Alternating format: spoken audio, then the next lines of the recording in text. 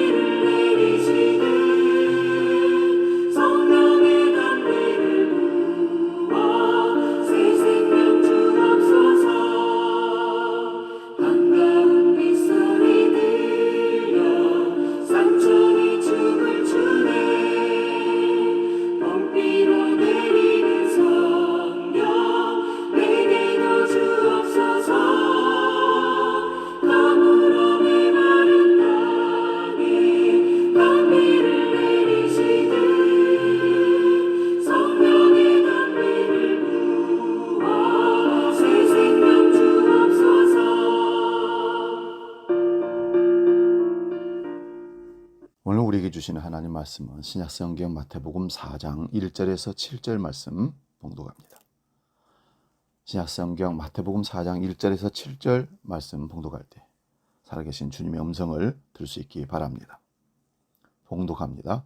그때 예수께서 성령에게 이끌리어 마귀에게 시험을 받으러 광야로 가사 40일을 밤낮으로 금식하신 후에 줄이신지라. 시험하는 자가 예수께 나와서 이르되 네가 만일 하나님의 아들이여든 명하여 이 돌들로 떡덩이가 되게 하라. 예수께서 대답하여 이르시되 기록되었으되 사람이 떡으로만 살 것이 아니요 하나님의 입으로부터 나오는 모든 말씀으로 살 것이라 하였느니라 하시니, 이에 마귀가 예수를 거룩한 성으로 데려다가 성전 꼭대기에 세우고 이르되 네가 만일 하나님의 아들이여든 뛰어내리라.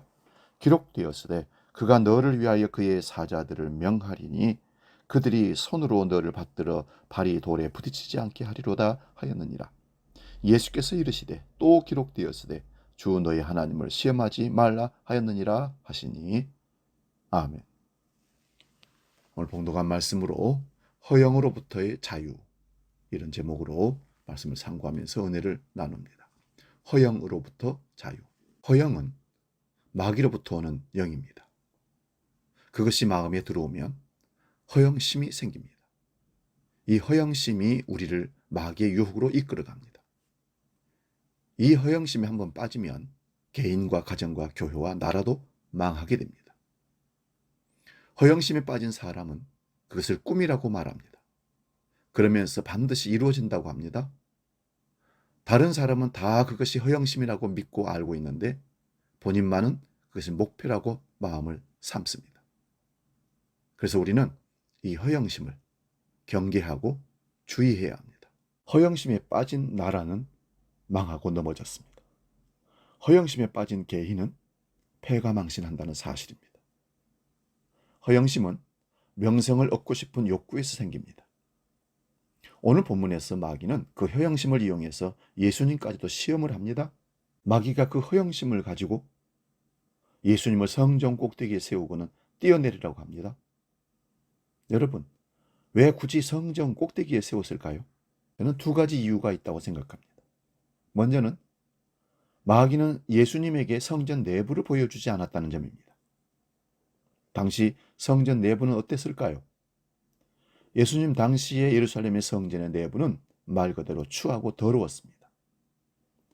마귀의 시험 이후에 일어난 일이지만 마가복음 11장 15절에서 17절을 보면 예수님은 성전에서 장사하는 자들을 꾸짖고 내쫓으셨습니다. 그들이 예루살렘에 들어가니라. 예수께서 성전에 들어가서 성전 안에서 매매하는 자들을 내쫓으시며 돈 바꾸는 자들의 상과 비둘기 파는 자들의 의자를 둘러 엎으시며 아무나 물건을 가지고 성전 안으로 지나다님을 허락하지 아니하시고 이에 가르쳐 이르시되 기록된 바 내 집은 만민이 기도하는 집이라 칭함을 받으리라고 하지 아니하였느냐. 너희는 강도의 소굴을 만들었도다 하시매 성전의 주인이신 하나님이 오셔서 성전을 평가한 내용입니다. 당시 성전은 이미 기능을 상실했습니다. 마귀는 예수님이 이 땅에 교회를 다시 세우려 오셨다는 사실을 알았습니다. 때문에 예수님이 문제가 많은 이 성전 내부를 봄으로써 개혁의 의지를 갖는다는 것을 막아야 했기 때문에 예수님은 성전 꼭대기에 세우지 않았는가 생각해 봅니다. 또한 성전 꼭대기에 세운 두 번째 이유는 성전과 그 주변에 항상 사람들이 많았기 때문입니다. 말라기 3장 1절에는 너희가 구하는 바 주가 갑자기 그의 성전에 임하시리니 곧 너희가 사모하는 바 언약의 사자가 임하실 것이라고 기록하고 있습니다. 유대인들은 이 구약의 예언을 믿고 있었습니다. 때문에 만약 예수님이 성전 꼭대기에서 뛰어내리고도 아무런 상처가 없었다면 사람들이 예수님을 메시아로 믿었을 겁니다. 마귀는 이 점을 이용해서 예수님께서 십자가를 질 필요가 없고 손쉽게 메시아로 인정받을 길이 열린다고 유혹을 했던 것이 아니겠는가 개인적으로 생각을 해봅니다. 사탄은 예수님께 허영의 삶을 제시합니다. 그리고 하나님께서 받으실 영광을 취하라고 유혹합니다. 세상의 모든 영광은 아버지 하나님께로 돌아가야 합니다. 하지만 지나온 역사를 보면 수많은 권력자들이 주의 종들이라고 하는 사람들이 스스로 영광을 취하라고 했습니다. 지금 우리나라 대한민국의 형국은 어떻습니까? 한국 교회는 어떻습니까? 정치권을 비롯해서 곳곳에 허영심이 가득 차 있습니다. 종교계도 마찬가지입니다. 아담과 하와가 하나님의 명령을 거역하고 선악과를 따먹었던 그 모습이 그려지고 있습니다. 그들에게는 하나님처럼 되고 싶은 허영심이 있었습니다. 사탄은 이것을 노려 그들을 유혹했습니다. 허영은 죄의 뿌리입니다. 때문에 우리는 허영을 갖고 태어납니다. 관심과 찬사를 받고 싶어하는 욕망, 그 일그러진 욕망을 추구하는 것이 인간이 가지고 있는 허영입니다. 사탄이 이것을 가지고 우리를 유혹을 합니다. SNS를 보십시오. 그리고 유튜브를 보십시오. 허영을 채우려는 사람들의 모습을 쉽게 볼 수 있습니다. 저와 여러분의 삶이 허영으로 차 있는지를 알아보려면 스스로 질문 하나를 해보십시오. 내 인생, 내 삶의 관중은, 지켜보는 이는 하나님이신가 사람인가? 우리가 허영을 쫓아 살면 어떻게 될까요? 진실함이 사라집니다. 초점이 사람들에게 맞춰지면서 하나님과 관계가 무너지고 멀어집니다. 평생 허영을 쫓아 살면서 가면을 써야 하는 인생을 살게 됩니다. 예수님은 성전 꼭대기에서 뛰어나리라는 마귀에게 주 너희 하나님을 시험하지 말라라고 강력하게 외쳤습니다. 주님은 사람들의 죄를 대신 지시고 십자가에 달려 돌아가시는 그 가혹한 사명을 결코 잊지 않으셨습니다. 사람과 세상 명예를, 권세를 바라보지 않았기 때문에 이 모든 것들이 가능했던 일입니다.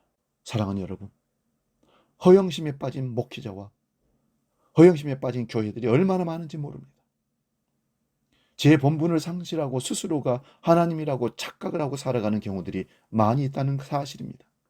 때문에 자신의 몸집 불리기에만 힘을 씁니다. 교회의 궁극적인 목적은 하나님 나라 확장을 위한 도구가 되는 것이 아닙니다.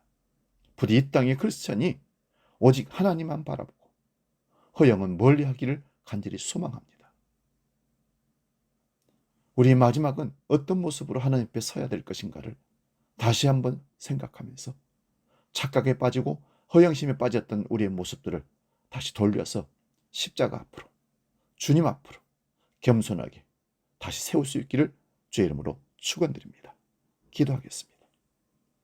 거룩하시고 자비로우신 아버지 하나님, 허영으로부터 자유를 누리는 참된 그리스도인으로 말씀과 성령으로 우리를 이끌어 주시옵소서.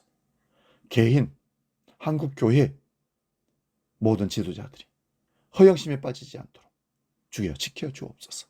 목회자들이 빠져있는 그 허영심으로 성도들을 유혹하지 않고 현혹시키지 않도록, 겁탈하지 않도록 주여 정직한 영으로 새롭게 하여 주시옵소서. 이제는 주님께서 가르친 기도로 기도합니다. 하늘에 계신 우리 아버지, 아버지 이름을 거룩하게 하시며 아버지의 나라가 오게 하시며 아버지 뜻이 하늘에서와 같이 땅에서도 이루어지게 하소서. 오늘 우리에게 일용할 양식을 주시고 우리가 우리에게 잘못한 사람을 용서하여 준 것 같이 우리 죄를 용서해 주시고 우리를 시험에 빠지지 않게 하시고 악에서 구하소서. 나라와 권능과 영광이 영원히 아버지의 것입니다. 아멘.